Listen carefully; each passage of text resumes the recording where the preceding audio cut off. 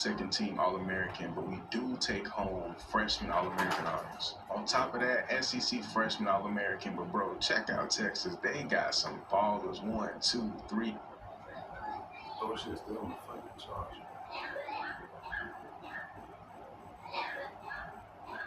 After nearly 2. Think of this as Stockholm. I'm not playing.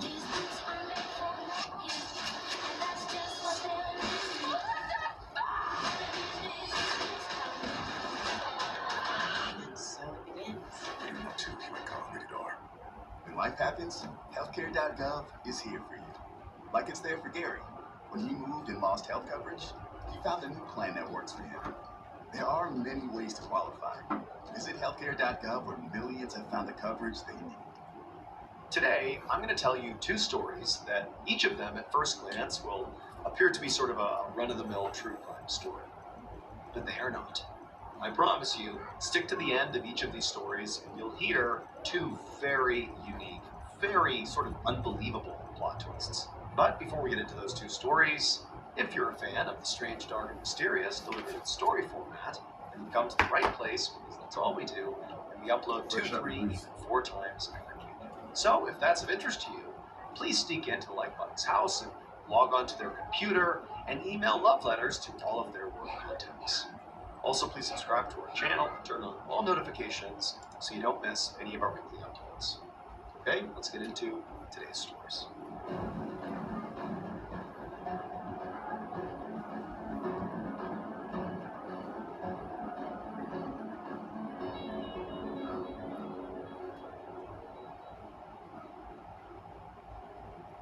On the afternoon of April 25th, 2007, a 25-year-old police officer named Martin Arnold and his partner Michelle sat in their police cruiser in a parking lot of a public park in Heilbronn, Germany. They were on their lunch break, and Martin was eating a sandwich and looking out across the park, which was mostly empty. Martin and his partner, they didn't have a whole lot of action happening.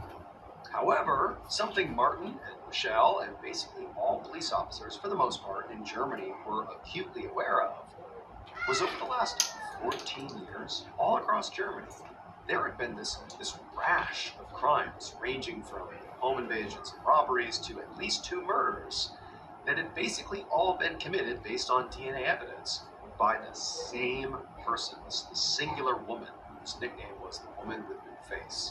And she still hadn't been caught yet. And so, in essence, all police officers in Germany were sort of like always on the lookout for this woman. She was like the most elusive and sought after criminal in the whole country. But on this particular day, as Martin sat in his cruiser on his lunch break, he wasn't really thinking about how he might get involved. Don't do that, cause this shit get tragic over here, cuz. I just told you, boy. This shit get tragic over here. I put niggas on islands and they die. We on Epstein Island, bitch.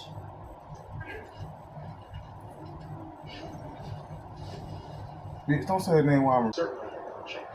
I'm giving y'all real life, uncut, But, Reza unedited. kept leaning back over and trying to Yeah, it might be. write, but You should be doing this. You should be right here. Then you might see me over there, until outside. finally he just didn't. I'm clipping them out, clipping my little day out. It seemed like the harder he worked, But the harder he tried to ignore all the despair and sadness and awful some things days I going like- on in the world, I the just worse don't do he it. I felt, want and to sit obviously the video. worse his work was. Like right now, Just sit he here actually for a almost minute. felt physically Somewhere ill, else doing something else. bottling up all these competing terrible feelings and thoughts. And as he thought about the fact that he was doing that, he suddenly decided he just can't do that anymore. He can't continue to keep that stuff in. It was at that moment that Mezzo exhaled and let in all the anguish he'd been trying to push away. Sadness and fear and quiet desperation just washed over him and into him, and he didn't fight it anymore. He just suddenly started writing. His pen flew across the page as wave after wave of terrible emotion hit him. He was done. He ran over to his piano to play the notes that he had just written. And as his fingers moved across the keys, a very slow, sad melody began to fill the air. It was so beautiful and so sad that he actually felt like crying as he heard it. He was done playing. He just sat back in his chair. Now tears filled his eyes.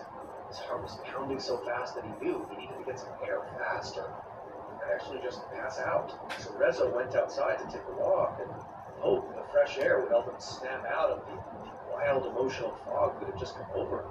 The Paris streets were gray and cold, and this new melody continued to ring in his ears. He was thrilled that he'd actually written something real and powerful for the first time in what felt like a long time. But it was such an intense expression of his own sadness that it almost hurt. Shortly into his walk, he heard somebody call his name. When he looked up, he saw it was his good friend, a poet named Laszlo Yegor, rushed right up to him. And right away, when Rezo saw his friend, he felt himself a little uncomfortable with it. He liked Laszlo. They're both Hungarians in Paris trying to make good art and a name for themselves, but neither of them had really done it yet. But as soon as Laszlo reached Rezo could tell that his friend seemed really upset about something too. His friend told him that his fiancée had just ended things with him, and he was completely heartbroken. After Rezo said that he was terribly sorry, and then just walked together in silence. They were both lost in their own sad, heavy feelings. Neither of them could think of anything to say, and without even meaning to, Rezo just began whistling the song that he had just written. And when he did this, it was like the tune had an immediate effect on Laszlo. His eyes welled up, and he sort of began to cry, and also he began to sing along, using words from a very sad poem that he... The authorities humiliated, and millions in cash will be stolen. The chase will lead investigators to Eastern Europe. And, of all things, the security camera at a local McDonald's will provide a crucial clue. We dug through countless court documents to piece together how the Westberger heist actually went down, and who was really behind it. I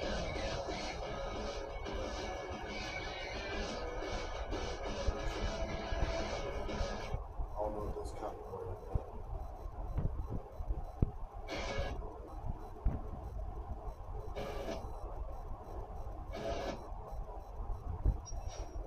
September 23, 2009. Spectacular robberies in Sweden have been making headlines for several years now. But this heist tops everything. As the international press turns its attention to the small town of Westberga, the authorities are clueless. How much money was stolen? How many robbers were involved? And why couldn't the police stop them? According to a Swedish daily newspaper, police didn't reach the cash depot until 30 minutes after the alarm was triggered. Meanwhile, the nearest police station is only a 15-minute walk away. What happened? Official statements are vague. The security company that owns the cash depot stays quiet too. G4S is one of the largest security firms in the world. They install security systems and protect sites such as nuclear power plants in the US and even the Pentagon. Right before the end of the month, depots like this one are packed with cash. So people across Sweden can withdraw their salaries the moment the money arrives. A pretty good time to strike. So far, only one thing is clear. This is the first robbery in Sweden to use a helicopter, a Bell 206.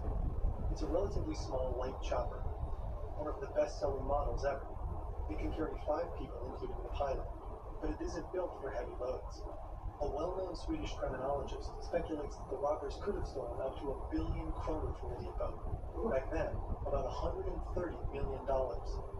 Helicopter experts, on the other hand, say that carrying that much cash should have crashed. So how the hell did they pull this off? September 23, the early morning hours. Mittingen, a small town known for its sea views and peaceful atmosphere, is asleep. Alongside holiday homes, the town also has a hangar, housing these 2 helicopters. They belong to the Stockholm police. And this man sneaking through the bushes has his eye. Under each arm, I can't see how people really just be like, yeah, I'm gonna do this and we're gonna take the police to, they're gonna get a helicopter and then he returns to the hangar's entrance rob and pulls out a hatchet. He smashes everything. the numbered entry pad several times. Finally, he disappears back into darkness. Then, nothing happens. The man walks to the nearest bus stop and gets rid of his gear. His part of the job is done. Now it's up to the others. Back at the depot. Down here, Jenny and her colleagues are counting cash. Up here, a Bell 206 barrels toward the building. With remarkable precision, I ain't said this in a minute. Hit that like button. Subscribe. It's free. 3 people jump It's out. free. One is carrying a submachine gun. And comment Another where runs you straight toward from, the pyramid and swings where a you huge watch it from, sledgehammer at the glass. if you in Canada, Again Iran, and again. Poland, Is a wherever gun you at, calmly unloads its comment. gear. Explosives